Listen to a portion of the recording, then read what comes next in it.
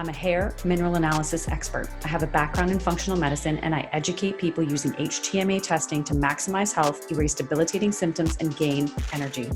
I'm a multi-time kettlebell sport world champion, and I'm constantly searching for high-performance pros from all over the world to bring you this human optimization podcast. My name is Lisa Pitel-Killah.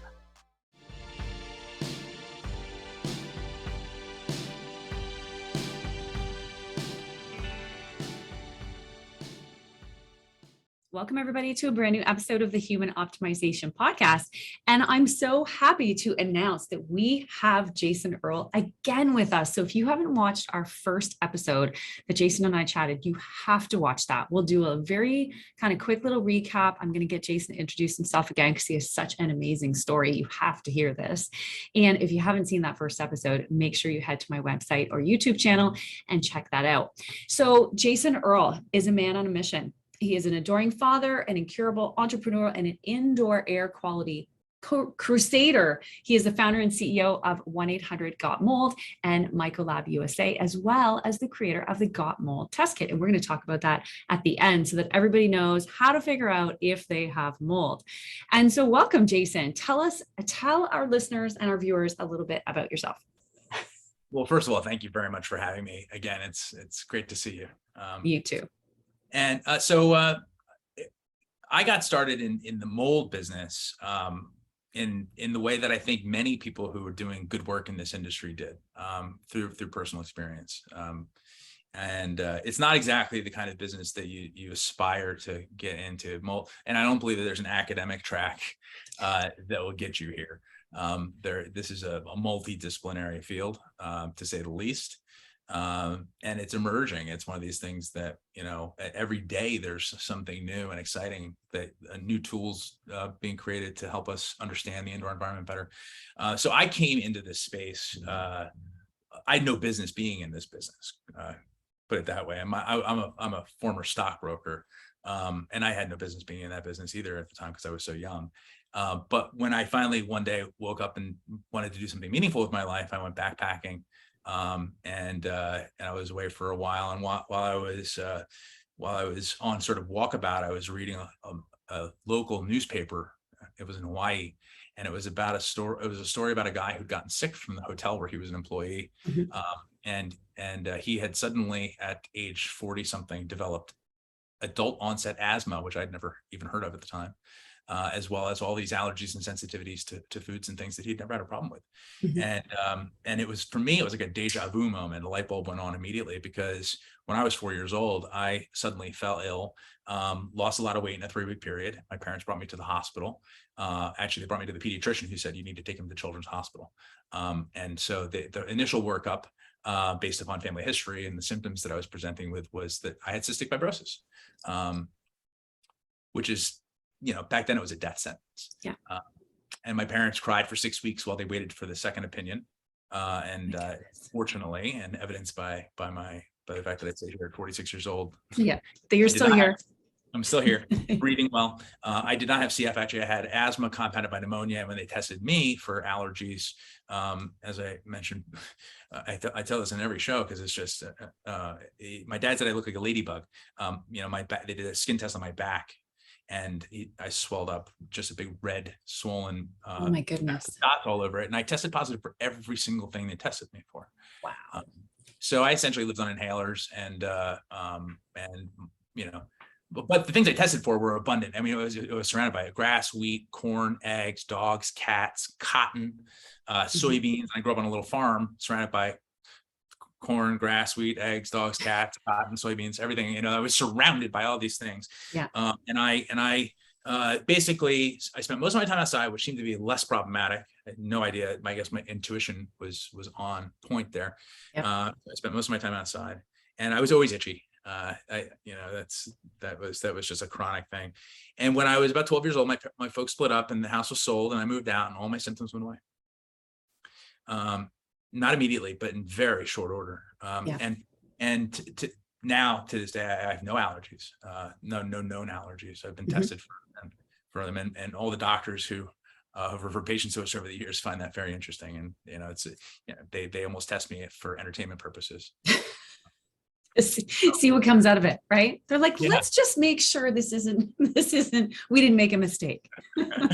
Yeah. So I didn't think about that again for, whatever it was, a decade.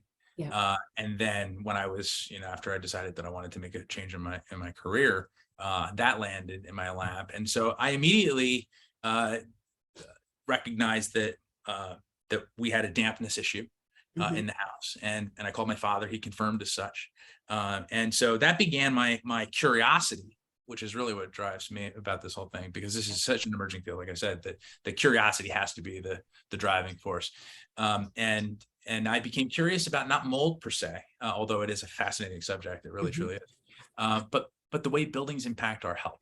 Right. And this is I have this philosophy. I think I may have mentioned this last we spoke, that the buildings that we live and work in are often viewed as these inanimate boxes, these things that are just kind of here to keep the rain off of our head and keep cold from coming in. But I would argue that they're an extension of our immune system. And I would, it's an exoskin and an exoskeleton.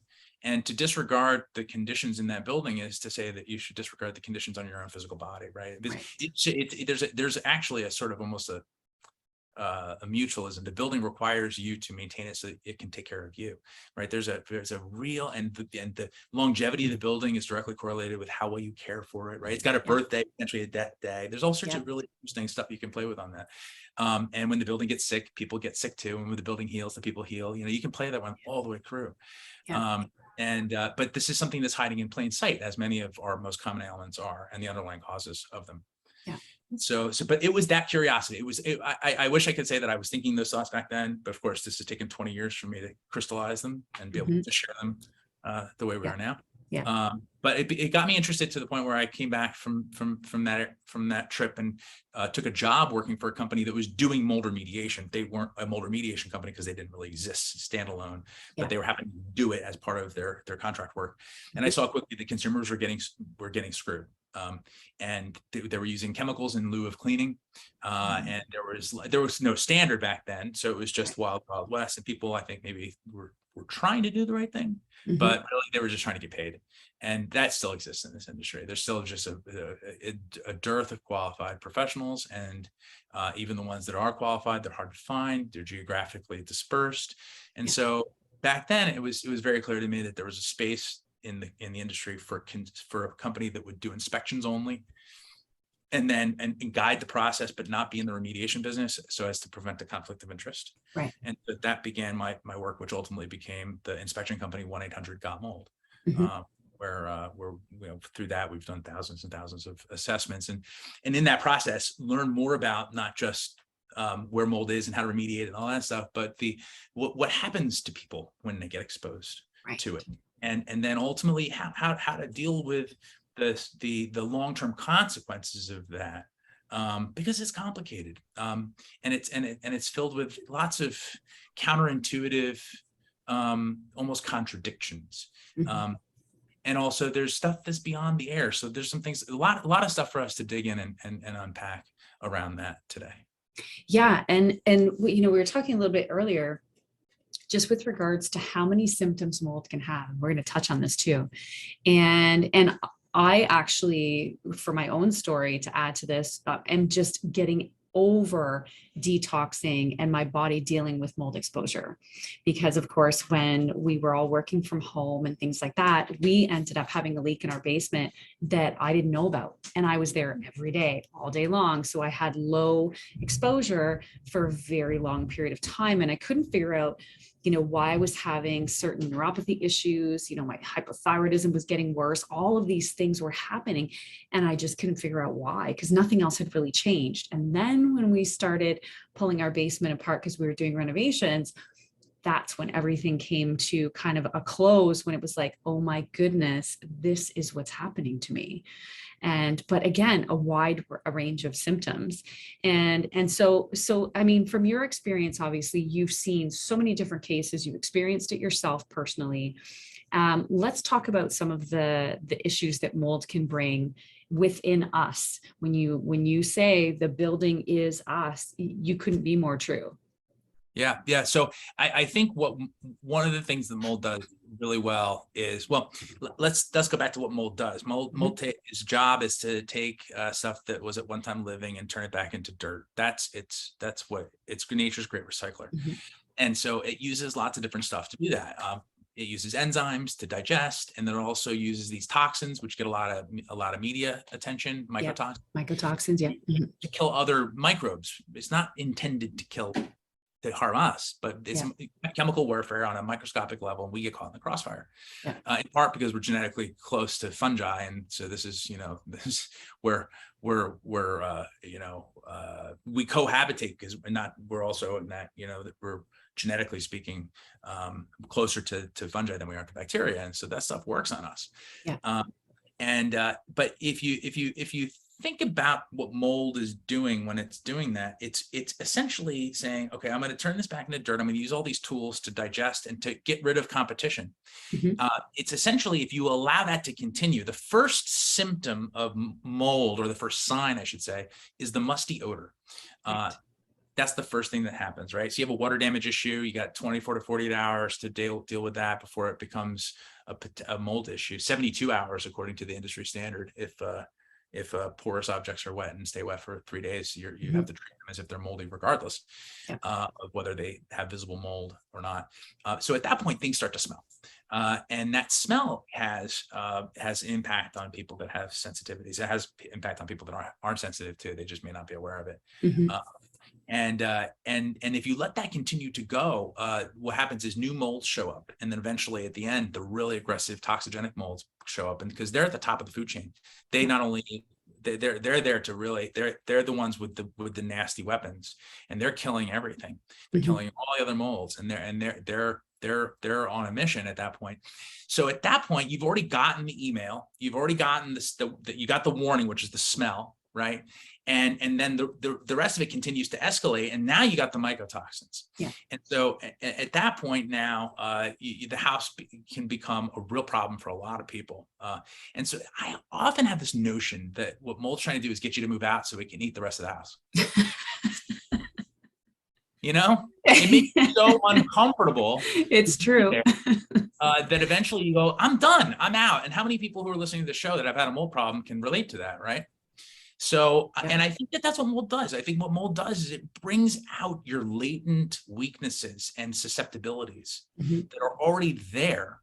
Like with me with my allergies. I'm sure if I were living in a moldy environment again, because I've had some brushes with that stuff, and I've noticed that I can, in a moldy environment, I can get hives, and I can these things suddenly pop up where I don't have any known allergies, but boy, I'll tell you, put my immune system up against the wall, things might start popping out.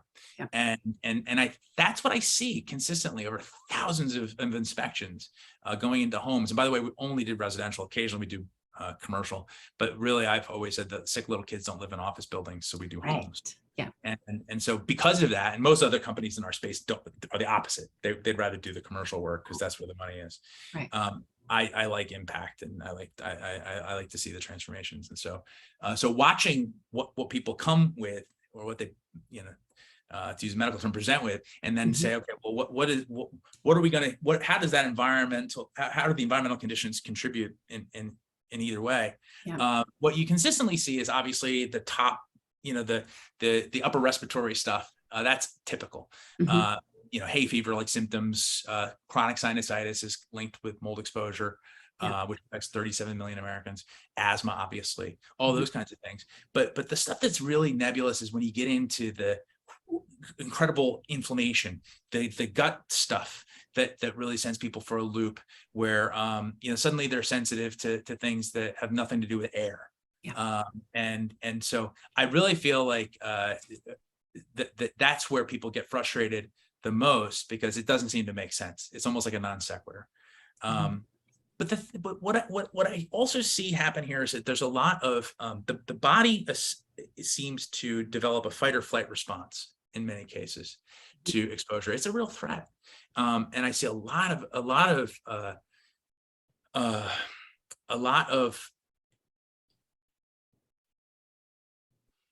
Let me say it this way: we get contacted for our test kit business for at gotmold.com. We get contacted by medical groups often lately, and I was surprised the first time we got a call from a psychiatric outfit, a high volume psychiatric clinic, about 400 new patients a month.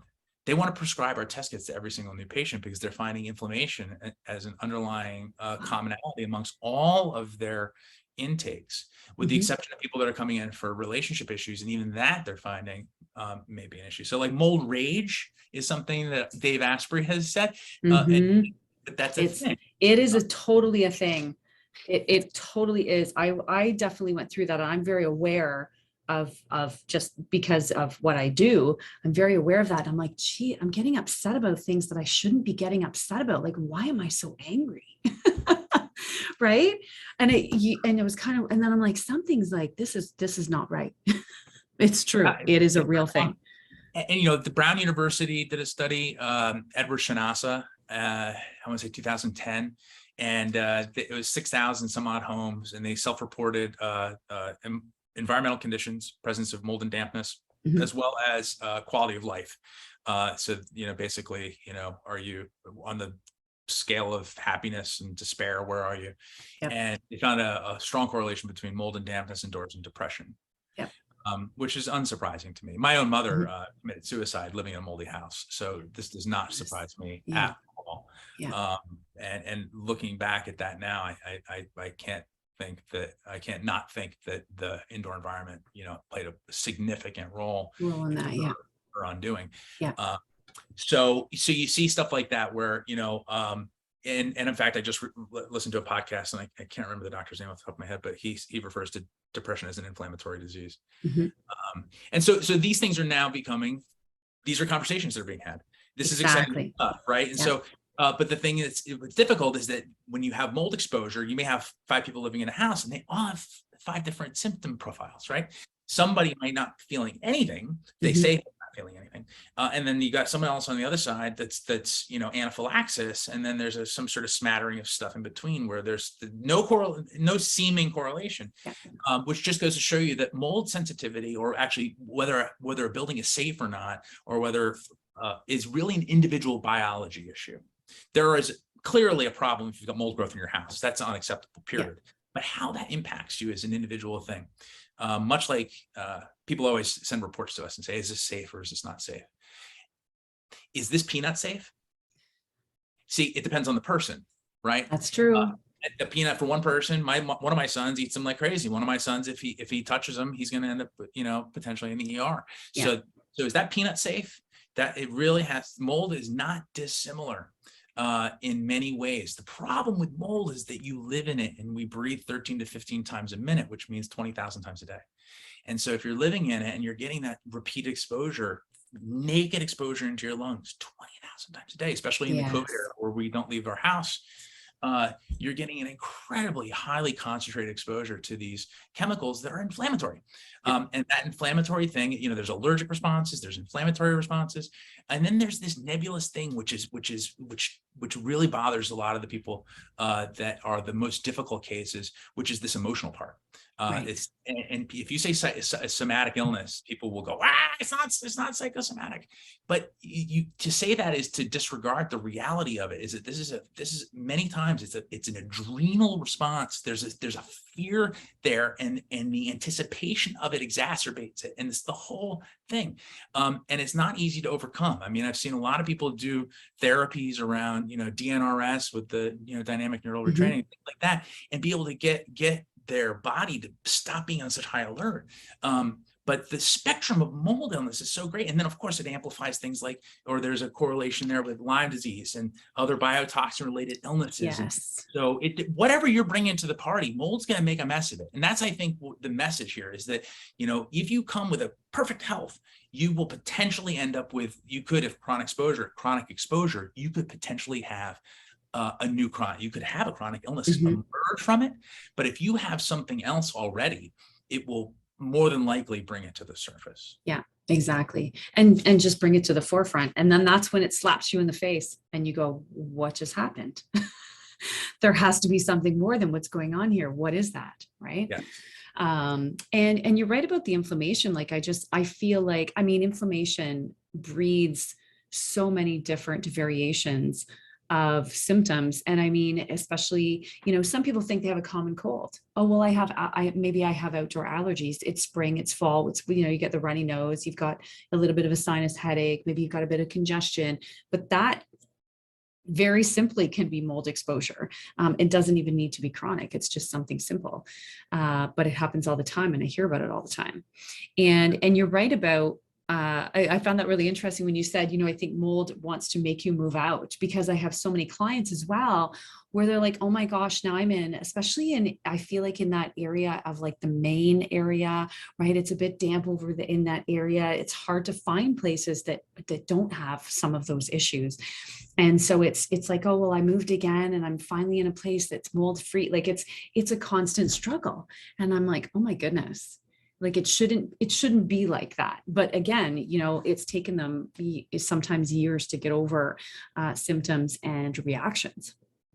And by the way, I've seen so many of my clients that move from moldy house to moldy house. It's Yeah. amazing. It's like they attract them sometimes. It's really amazing. It's almost like there's a strange comfort in that. And many times, keep in mind that this mold thing is a new awareness.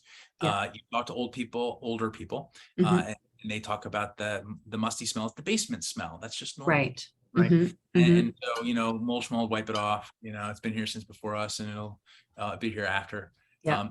And so it's just this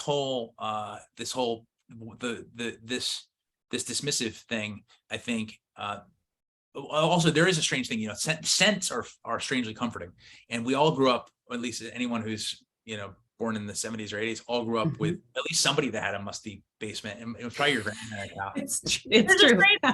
Smells, even though they may be metabolically or Yep. immunologically troubling, Mhm. but there's something there that may be strangely familiar and almost comforting. But the thing that you start getting into some of these other issues, like something as simple as sleep disturbance. Mhm. Really common side effect of low-level mold exposure is people don't sleep well. Yeah. They're tossing and turning, and again, it's trying to make you move out. And then you go and you sleep somewhere else. Oh man, I had a great night's sleep. Yeah. It's just it is. I often say mold's like the great interrupter, and if you can envision a juggler, that's your immune system. Yeah. And juggler's juggling, and mold is like the guy across the room throwing baseballs at him. Something's got to give, right? You're going to catch the ball, and everything else is going to drop. You're going to have to focus on defending yourself against this thing, and so the other things will fall to the wayside until that gets corrected. Yeah. And oftentimes it happens in a way that you're not maybe necessarily aware of it right away, like in your case. Mhm. And so it can creep in, and you can end up with this low-level exposure. That, by the way, so the data or the studies on mold exposure are strongly leaning towards the idea that the musty smell is a primary offender of the immune system, not a aesthetic nuisance, not simply an aesthetic. And mycotoxins play a very small role in the overall quantity of mold-related illness. I remember you saying that last time, and I found that so interesting because a lot of alternative practitioners, holistic practitioners, were focusing on organic acids, which are the mycotoxins, and all of those exposures. And I found that really interesting. So I want you to go down that road a little bit, because I think that's really a striking fact. It's very important because I see a lot of people spending money on mycotoxin tests as if there aren't. First of all, I've never talked to anyone who's doing these tests. Everybody has some mycotoxins. Everybody. Yeah. So to say that, oh, I have mycotoxins, I've got mold in my body. I get those calls all the time. You may or you may not. Chances are you don't have mold in your body, by the way. You may have some fungi, because we all do, but you don't have. Unlikely you have mold growing in your body. Otherwise, you'd probably be in the hospital. The mycotoxin issue is a little bit like chasing the tail instead of the tiger. Mycotoxins are produced by some molds some of the time. Even the molds that produce them only produce them intermittently. So so you're actually sampling for the needle in the haystack. And also, most mycotoxin exposure comes from food. In fact, the UN released a report not long ago where they estimate 25% of foods are contaminated with mycotoxins. 25%. 25%. Oh my goodness. Yeah, and you think about we're importing. We've learned that Ukraine is the breadbasket of especially of Africa and of Europe, and even here. And you have to wonder what happens to wheat that gets put on a ship and has to go across the ocean for 30 days. Yeah. We and then all this processing and stuff. We buy moldy. We buy grain and things. Our ports will accept mycotoxin laden food imports that other countries will turn away. So anyway, about the mycotoxins, and if you're testing for mycotoxins as a primary indicator of mold exposure, again, it's the tiger, it's the tail instead of the tiger, because you can get to say that you should only worry about the mycotoxigenic molds, which is about 13, by the way, is to say that you shouldn't worry about the other ones. That's true. Right. So, but that's a false narrative. Right. Any mold growth in your house of any significance is a concern. And by the way, the molds change. So even if you don't find it today, you might find it tomorrow. So this is a very dynamic thing. It's changing by the second. Forget about the days or the weeks or the months. It's changing by the second. Yeah. So looking at root cause, which I think is important to everyone who listens to this, root cause is moisture. So if you really want to test your house and inspect your house, always look for moisture, which means dampness. It's just high humidity as well as liquid water. And be vigilant about that stuff. And then recognize that any degree of mold growth in the house beyond basic hygiene, especially in moisture-prone areas like bathrooms, which are designed to deal with that, like tile. Any moisture condition in a building is the enemy of the building. And ultimately it's the enemy of good health. Yeah. So the mycotoxin thing is a bit of it's an industry, and it's a very lucrative industry for the people that are focusing completely on that. And if you were to ask them honestly, and you pull them aside and say, so what happens if there's no mycotoxins found? Can I say that there's no mold in the house? They can't say yes. They can't. So it's you're looking for a needle in a haystack. You're much better off looking for a broader indicator of a mold issue. And even the detoxification processes. This is good stuff. I mean, if you're harboring significant amounts of mycotoxins, it behooves you to detox. Right. But the first thing you have to do is figure out if that's the primary route. And if you really want to detox, my experience has been the people who heal the most are the ones who also change their diet. They do what they need to do for the home. They rectify the moisture conditions. They start doing things like using air purifiers on a consistent basis. They're vigilant about the building maintenance so that water doesn't get in. And if it does, they respond immediately. And they oftentimes, the people who really heal the fastest are the ones who adopt a no sugar, no grain diet, in my experience. Which makes total sense, right? It's not keto, no sugar, no grains, no processed foods. Yeah. Well, and if you think about what you said earlier about the imports and about the grains and about, and we already know there's acceptable levels of everything in everything, right? And so, that acceptable level probably really isn't all that acceptable to a certain extent. And that's why a lot of us need to change our diets in order to make sure that we're going to heal. And interestingly enough, detox is always such a hot topic. Oh, I just need to detox and I'll feel amazing. But but you're right. What about the whole picture? What about the foundation of what that picture looks like? Like, what are you eating? If you're eating processed foods and you're eating a high grain and high sugar diet, and you've got maybe a bit of a musty basement and you're detoxing, it's really not going to do anything. I don't care what detox you're doing. It's not going to do anything, right? That's right. Because you're not dealing with the problem. You're just trying to put a Band-Aid on it and hope that, it heals. And it's not. It's just not going to work. 100%. The first step in detoxing is to stop toxin. Exactly. And then try not to retox. But, what people do detoxing, by the way, the body does a really good job of doing that on its own. Usually, if you take away, the juggler and stop throwing stuff at it. So that's also your Doritos and your Cheetos and your Starbucks and whatever else, right? So like that's also, throwing stuff at your immune system. And so another thing to juggle. So, I'm not promoting an asceticism, or some sort of like, but I do feel like people who are really struggling with this stuff, if you challenge, food is like religion or politics. It's funny if you talk to people about food. Oh, no way, I can't do that. Stop eating that. Why I have nothing else in my life, It's like, it's like telling people that they have to, I don't know, it's amazing, but it really does, it hits at the core, because people actually feel judged about their food too. It's a source of comfort. And Right. so you bring that up and you say, people just want a pill, or they want a potion. They want someone to come in and take care of it. They want, that's the American way. But the people who really get motivated to fix this stuff, start with the building, that outside of the building, work their way in, and then work on the stuff that the 4 basic human needs: air, water, food, shelter. So you start with the shelter, and then you make sure you're drinking good water, and then you make sure that you're eating great food. And then of course, that the air is part of the whole picture. And so if you focus on those things, what happens is, in my experience, is that the detoxing happens for itself. Now, some people don't detox well because they've got genetic predispositions, and they've got other things that are going on. And so those people may need a little bit of a boost, the glutathiones and the binders and all that kind of stuff. But if you're doing all that stuff and you're still eating like crap, well, you know what, then you're not going to experience the kind of health revolution that you seek, because this is not a passive process. This is this is actually a series of sacrifices that ultimately become a lifestyle. And those sacrifices in the end don't feel like it. They just feel like it in the short term.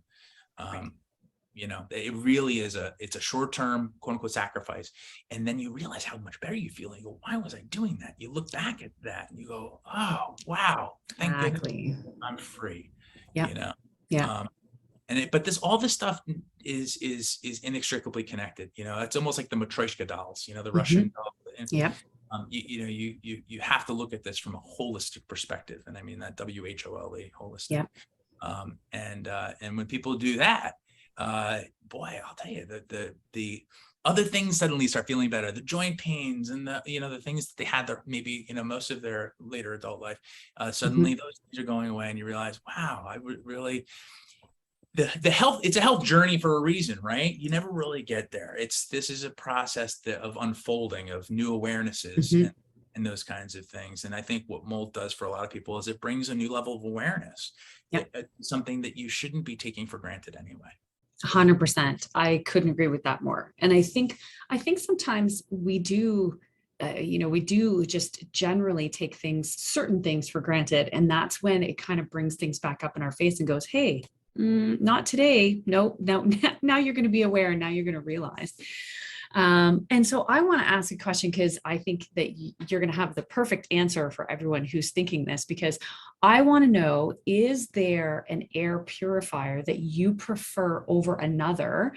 If someone is looking for something for their office or even their bedroom at home, in their home, what do you recommend? Well, so, not all air purifiers are created equal. Especially with COVID, there is a massive influx of new brands and new, gadgets and buzzers and zappers and stuff like that. Of course, and I tend to be if you hadn't guessed already, I kind of a purist on these things. I like innovative stuff, but I really like proven technologies. And so when it comes to oh, sorry, I was just kidding.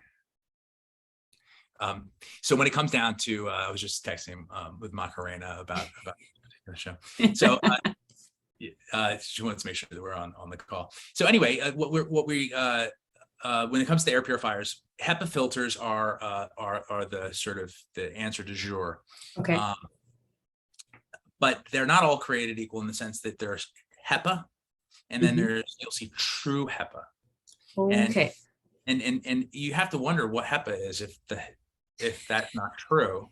That's true. Right? Is it not true HEPA, or is it true HEPA? Is it the fake HEPA? Is it, so what does that mean? Well, true HEPA is in a sealed unit. Okay. So in other words, there's a gasket that prevents air from going around the filter, right? Because air filters provide resistance to the air, and if you're running a fan through it, if that filter, especially if it start to get a little bit loaded with debris, you'll see that it'll try to go around it. Got it. And so that's called bypass air. That's what you don't want. Okay. So by the way, also is this goes also to HEPA filtered vacuum cleaners, which is also a really important appliance that people don't think about. Yep. If you don't have a HEPA filter on your vacuum cleaner, and I mean a true HEPA, which is a sealed exhaust, you're basically taking the stuff off the ground, breaking it up even further, and then spewing it out the back in a deeply respirable dust cloud. And I have had over the years so many clients who said that, that they're suddenly there, right before holidays, before people came to visit, that suddenly there were asthma attacks and things like that. And I'm like, well, what are you doing before they're always cleaning right before people come over. Right. And so, that I heard that enough times that's like not even, that's like almost commonplace where people suddenly, someone comes to visit who's sensitive, walks in and has a reaction. Yeah. And let's see what kind of vacuum cleaner you have. Yeah. And sure enough, it's like an old Electrolux that, they still have those. Yeah, 7 pounds. That's what we had, you get a hernia just moving that thing. I know, right? Yeah. So, so in any case, the HEPA filters, and then there's the HEPA filter, which takes the particles out.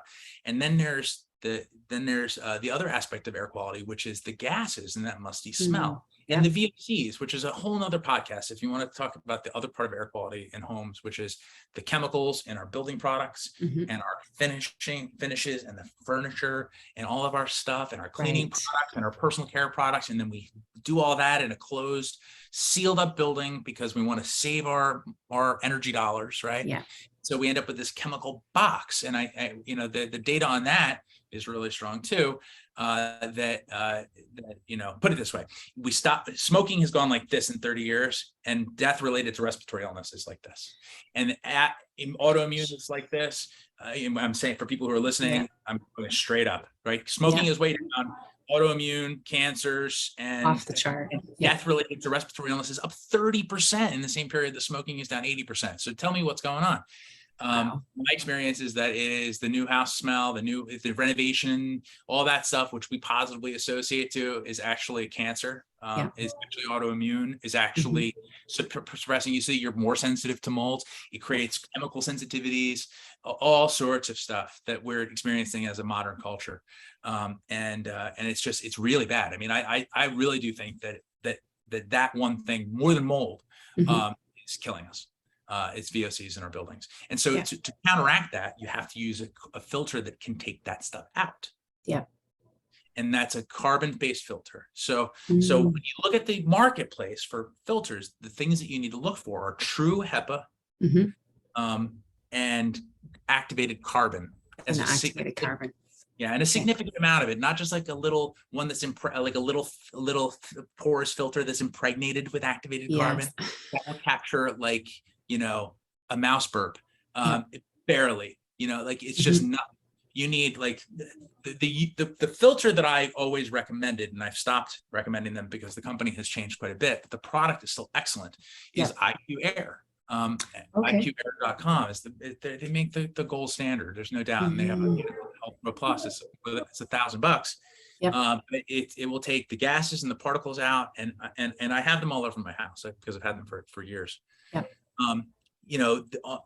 on the high end, on the more affordable side of the spectrum, I like a company called Medify, MEDIFY. They really great units, MedifyAir.com, and they make filters that do a fabulous. There's one sitting right next to me here, and for under $100, you can get a filter for a bedroom that's a true HEPA. Really good. Okay. Yeah. Under $100. I mean, for like $80 something. Yep. And so there's no excuse now to not have good filtration in your bedroom, your living room, any space that you spend office. Office. Wherever you're spending a lot of time, you need to mechanically remove these things from the environment because the building is constantly shedding particles of paint and things like that. So you got to take that stuff out. Anything that you bring in from outside, if you've got pets, kids, all that stuff, if you're not mechanically removing pollutants from your house, what you're doing is allowing them to accumulate. Right. It's no neutral, with this stuff. There's no neutral with air. Air is either nourishing and healing, or it causes disease. there's no neutral air. There's no neutral in terms of you're either removing these pollutants from your house mechanically and on a passive basis, because you just set it and forget it, right? Or you're allowing them to accumulate, and that's, so these are very binary decisions, and they're very binary outcomes. And air quality is fascinating because unlike almost anything else, the benefits of healthy air are just innumerable. Longevity, peace of mind, sleep, all that stuff, right? Innumerable. It's just really, you want to really improve the quality of your life. The best biohack ever is healthy air. Truly. Yep. The cost associated with not doing that is potentially deadly. At the very least, deleterious. It's hard. It can shorten your life, if not kill you. And destroy the quality of life of the people that you care about and that you're sworn to protect, right? That's your job. And so it's that kind of binary decision that you make when you choose to either say, I'm not going to worry about that right now, I'll do that later, or I'm going to make those investments now, because it's plus or minus. There is no neutral. Yeah. Okay. So we'll have those filters listed. I've heard of the IQ before. I have not heard of the Medify, but we'll have those listed in the notes for the show, just so that you can go on. Because you're right. I mean, at under $100, there's no reason, right? There's no reason that that someone can't take control of their air quality based on that cost, because it's minimal, and it's so important. We've just talked about all of the things that can happen with mold, and I feel like we haven't even touched the iceberg of symptoms of mold. Like I said, there's hundreds of symptoms that can be mold related. And, that's why sometimes it's sometimes difficult for people to realize that could be adding to the problem or even the underlying cause of what they're dealing with, just because there's so many different vast symptoms. And as you mentioned, could be completely different across 4 or 5 people living in the same place that has mold, right? 1,000%. We have a little spot on our page on gotmold.com. Yep. Under Do You Need It? And it talks about common mold symptoms. And then there's also symptoms associated with chronic exposure. And then there's this diagnosis closely related to chronic mold exposure. Yep. And, this is a short, concise list, but I can run through it with you really quick if you want to hear it. Let's hear it. So common symptoms are allergies, coughing, sneezing, wheezing, asthma attacks, nasal congestion, runny nose, sinusitis, itchy eyes, hives, headaches, nausea, dizziness, fatigue, and difficulty concentrating. That's a very fast list, but I'm sure anyone. It's okay. Short notes. Dizziness, fatigue, difficulty concentrating, brain fog, very common. That, by the way, is very commonly associated with the moldy smell. Yeah. And so, people think they've got to have mycotoxins if they're having this dissociative sort of brain fog. And that's not true. The musty smell is enough to trigger that. Symptoms associated with chronic exposure tends to be frequent respiratory infections, anxiety, insomnia, depression, confusion, severe fatigue, weight gain. Is really common. This can impact your metabolism in all sorts of crazy ways. Night terrors. Oh, goodness. Anger, mold rage, cognitive problems, so again, short-term exposure, you may have some brain fog, but if you're having real problems thinking and stuff, memory loss is also common. Hair loss is something that we've seen quite a bit, as well as tinnitus or tinnitus, depending upon whether you say potato or avocado. I'm sure there's a proper pronunciation, and I just mangled it.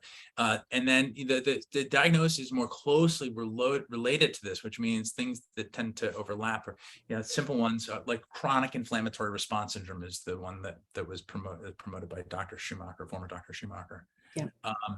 And that's a big bucket. That's not just mold, but there's a lot there. The MTHFR gene mutation, which a lot of your listeners will be familiar with, which apparently affects about 25% of the American population. So this is a biotoxin detoxification pathway issue. Also chronic sinusitis, Lyme disease, as we mentioned before, fibromyalgia is a big one, ME, encephalitis, I forget and chronic fatigue syndrome, as well as sarcoidosis. These are, so, that's a truncated list. Yeah. And so, you read that list off to, 100 people and, 90 of them are going to raise their hand. Yeah. 100% for one or more, right, of those things. And so I mean, honestly, whoever, like, if you're listening and and a light bulb went on, I mean, I feel like the universe brings you what you need at the right time, right? So if a light bulb went on and you're like, oh my goodness, that sounds like something that or 2 or 3 things that I, have been suffering from. So go to the gotmold.com website. And Jason, tell us, so with regards to your mold kits, because we haven't mentioned those, and I do want to mention that because I know people, it's such a great tool for people to be able to utilize, to have access to, because you literally took something that was extremely expensive and made it affordable for people to be able to bring into their home and do their testing. Yeah. So one of the biggest complaints that we got from people, well, first of all, as a mold inspection company, the inspections are $1,000, $1,500 on average. And it's out of reach for most people, and also certainly for people who are renting or on a budget. And so we tended to, serve an affluent clientele, and of course, insurance doesn't pay for it either. So we had to turn away a lot of people because of either geographic reasons or financial reasons, and that always broke my heart. My own parents couldn't afford to have hired my company, and that's why we created this whole thing, right? So, and there's also a lot of people out there, a lot of people that are in this business that we call pump jockeys. They run around with an air sampling pump and a flashlight, and they charge $500-$600 to do a kind of an empty inspection, grab a few air samples, and send people a report, and end up with just more confusion and disappointment. And so I saw that and said, wow, what if you could get those test results without having to deal with all the expectations around that, and for a fraction of the cost? Because that was really, and not as a replacement for professional inspection, because that's the other thing, right? So no do-it-yourself test kit would replace an experienced eye, a well-trained person with the right tools. But as a first step, kind of like a pregnancy test kit, right? Or, as a way for you to just get a gut check. That's why we created the Got Mold test kit. And so using the Got Mold test kit, you can collect air samples using the same devices that professionals use. They're called spore traps. So usually if you have a professional come over, they have an air sampling pump. It's a calibrated device. It's about $1,000, and it interfaces with these cassettes, which capture the spores that are in the air and in the vicinity of the sample at the time. And then they get sent to a third-party laboratory for analysis. And they identify all the spores that are present in that sample. And the idea is that you take an outside sample and you compare it to the inside, and determine whether or not there's unusual conditions present indoors. And so we just launched, actually, and so our initial offering is that you can either get a 1, 2, or 3 room test kit, as well as refills. So when you buy the kit, you get an air sampling pump. We created one that's a lot less expensive than $1,000, and you can keep it instead of renting. Okay, that's awesome. So the retests are $50 less per package. So it's $149 for 1 room for a full kit, $199 for 2 rooms, and then $249 for 3. But if you keep the pump, you can share it with a friend. They can buy supplies, or you can simply buy the supplies yourself. The idea is to have those pumps out there so that people can just do this. That's great. Appointments and deal with. So a 1 room kit for a refill is $99. $149 for 2 rooms, and $199 for 3. So straight up the just proportionate. And we partnered with the #1 lab in the country, MLab P&K, which just got acquired by Eurofins, which is the biggest lab in the world. So you can be sure we're going to get the great analysis. It's an accredited analysis. You're actually getting the highest quality analysis possible in the industry, but for a do-it-yourself price. Everything comes. Those prices include lab fees, as well as shipping both ways. So there's no surprise charges or hidden fees. Yeah. The other thing is we don't sell your name or anything like that. There are other test kit companies out there that use this as a lead generator for remediation business, which I think is deplorable. And we don't do that. Everything is confidential with us. Yeah. And the results the turnaround time is fast. Once you send them back in the prepaid mailer, once at the lab, the turnaround time is 2 business days. And what you get is super really fast. Really fast. And you get a really nice, it's easy to read and understand report with a cover sheet that gives you a green, yellow, orange, or red indicator, depending upon what you find, as well as lab data. So a professional looking at it would make sense of it too. And then a third page, which includes resources for how to, where to find an inspector, where to find a remediator. I was going to ask about that. I'm like, what do they do next? You've covered it all. That's amazing. We try, and we're working on building a referral network where we would the professionals have to test in to the network and then have continuing education to stay on our network, and they have to agree to follow the industry standard, and they have to agree to a code of ethics, and they have to agree to be non-conflicted in terms of not being a mediator. And so we're working on that next. But for now, the idea here is to give people a safe way to do this without anyone else's opinions, without having to get permission from anybody. They can do this at midnight in their skivvies if they want. It doesn't matter. And then to use that information to make better decisions. That's the Amazing. Well, and I mean, again, you're bringing a cost to the table that is very achievable for so many people. And to be able to think about, because as you said, air is air. If we're not breathing clean air, we're not healthy. Right. And so such an important factor to bring into the mix that I think so many of us really do forget about. It's one of those things we just don't think about it. It's so easy to forget about it. The law of familiarity says that anything you get exposed to long enough, you eventually take for granted. Yeah. And is there anything that you are exposed to more than the air you breathe? Right? Nothing. Yeah. And on that spectrum of, air, water, food, shelter, you can live without for a long time. Food, you can go a long time. Water, 3 days, you might be in trouble. Air, a couple of minutes. But yet of all those things, we worry about our house, we worry about our food, we worry about our water. Air is is an afterthought. Yeah. And the irony of that is that it is the most critical, it's the most important. Yeah, it's the most important thing in our lives. Yeah, that's amazing. And yeah, I think, again, something that we just don't think about, and it really has to be brought to the forefront of our minds. Yeah. Hiding right under the tip of your nose. Exactly. Truthfully. Well, that was amazing as always. So much amazing information and so many great resources. Take advantage of visiting gotmold.com and check out that list of symptoms, conditions, associations, and all the offerings that they have that are super affordable for you to be able to make sure that the air you breathe is the best quality possible. So thank you so much, Jason, for your time. As always, it is so appreciated. And you're such a wealth of knowledge.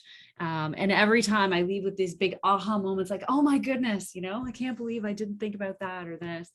And so we'll have all the information in our description for how you can get in touch with Got Mold if you're looking for test kits, and as well as more information. So thanks for joining us. If you're watching on YouTube, make sure you subscribe to my channel. There's a brand new episode every 2 weeks. Give this episode a thumbs up. And if you're listening on your favorite podcast hosts, give this episode a like, and we'll see you next time. Thanks for listening to today's show. Head over to Pitel-Killah.com to gain access to some amazing free resources that will help you gain energy, erase debilitating symptoms, and be the best version of you. Remember to give this podcast a like and follow me on social media at Pitel-Killah. I'm here every 2 weeks with a brand new episode of the Human Optimization Podcast. Until next time.